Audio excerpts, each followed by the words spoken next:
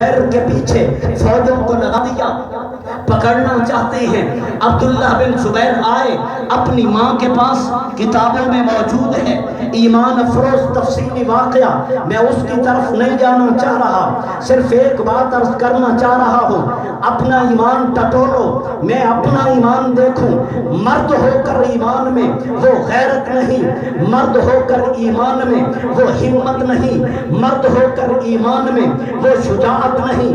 پھر میں سلام پیش کرتا ہوں، ساری دنیا کے امام مل جائیں، میں سلام پیش کرتا ہوں، ساری دنیا کے فقہاء مل جائیں، میں سلام پیش کرتا ہوں، ساری دنیا کے محدث مل جائیں، ساری دنیا کے مفسر مل جائیں، حضرت اسماء کی عصمت کو سلام پیش کرتا ہوں۔ عبداللہ بن زبیر آئے اور آ کے عرض کرنے لگے، اماں میرا وقت قریب ہے، شاید میں قتل کر دیا جاؤں، پوچھنا چاہتے ہیں ماں کی رائے کیا ہے۔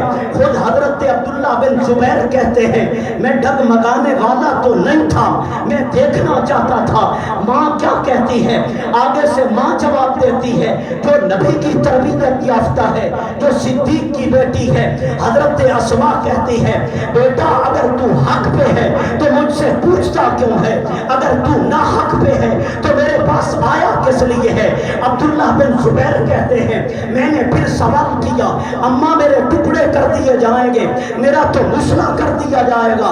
حضرت اسماء کہتے ہیں، بیٹا جب بکری کو ذبح کر دیا جائے پھر کباب بنائے جائیں تو کوئی پرواہ نہیں ہوتی، جب تجھے شہید کر دیا جائے تیرا مسئلہ کیا جائے تو پرواہ کوئی نہیں، مجھ سے کیوں پوچھتا ہے۔ حضرت عبداللہ بن زبیر کہتے ہیں، میرے ایمان میں حلاوت آئی، میں نے کہا میں تجھے سلام کرتا ہوں، میدان میں اترنے لگا ہوں۔ حضرت اسماء کی اس بیٹے کو سولی پہ لٹکا دیا۔ حضرت حجاج بن یوسف نے عبداللہ بن زبیر سولی پہ ہے، 3 دن گزر گئے، حضرت اسماء کا گزر ہوتا ہے، میں کیوں سلام پیش نہ کروں ان کے صبر کو، میں کیوں سلام پیش نہ کروں ان کی استقامت کو، میں کیوں سلام پیش نہ کروں ان کے وقار کو، میں کیوں سلام پیش نہ کروں ان کے تدبر کو، میں کیوں سلام پیش نہ کروں ان کے ایمان کو۔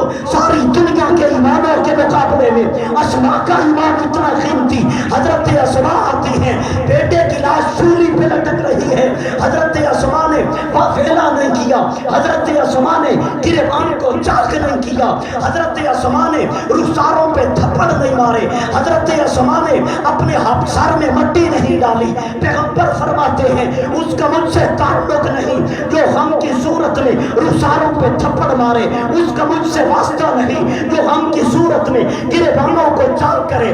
حضرت اسماء بیٹے کو دیکھتی ہے، لاش سولی پہ لٹکی ہے، شاعر نے ترجمہ جو کیا، لاش سولی پہ لٹکی رہی کئی دن، لیکن ان کی ماں نے نہ کیا رنج و علم کا اظہار۔ ایک دن اتفاق سے وہ ادھر جا نکلی، دیکھ کے لاش کو بے ساختہ بولی، ایک بار ہو چکی دیر